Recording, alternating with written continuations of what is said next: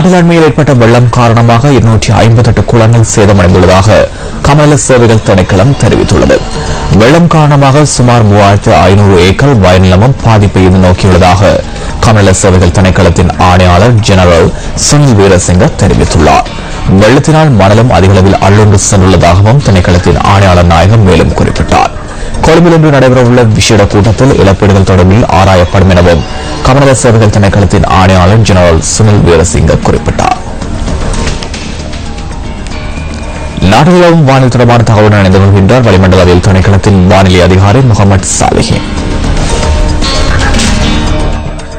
மத்திய சப்ரகமு மேல் வடமேல் மற்றும் தென் மாகாணங்களில் இடைக்கிடையே மழை அல்லது இடியுடன் கூடிய மழை பெய்யக்கூடும். இதேவேளை வடமத்திய மாகாணத்தில் லேசான மழை பெய்யக்கூடும். கிழக்கு மற்றும் ஊவா மாகாணங்களில் சில இடங்களில் பிற்பகல் 2 மணிக்கு பின்னர் மழை அல்லது இடியுடன் கூடிய மழை பெய்யக்கூடும். நாடு முழுவதிலும் குறிப்பாக மத்திய மலைப்பிரதேசத்தின் மேற்கு சரிவுகளிலும் வடக்கு வடமத்திய மற்றும் கிழக்கு மாகாணங்களிலும் அடிக்கடி பலத்த காற்று வீசக்கூடும். கடல் பிராந்தியங்களை பொறுத்தவரையில் மன்னார் தொடக்கம் புத்தளம் கொழும்பு ஊடாக காலி வரையான கரையோரத்திற்கு அப்பாலுள்ள கடல் பிரதேசங்களில் பல இடங்களில் மழை அல்லது இடியுடன் கூடிய மழை பெய்யக்கூடும். கிழக்கு கடல் பிராந்தியங்களில் சில இடங்களிலும் மழை அல்லது இடியுடன் கூடிய மழை பெய்யக்கூடும். காற்று மணித்தியாலத்திற்கு 40 கிலோமீட்டர் வேகத்தில் தென்மேற்கு திசையிலிருந்து வீசும். புத்தளம் தொடக்கம் மன்னார் காங்கேசந்துறை ஊடாக முல்லைத்தீவு வரையான குறிப்பாக மன்னார் குடா கடல் பிராந்தியத்தில் காற்றின் வேகமானது அடிக்கடி மணித்தியாலத்திற்கு 70 கிலோமீட்டரிலும் அதிகரித்த வேகத்தில் வீசக்கூடும்.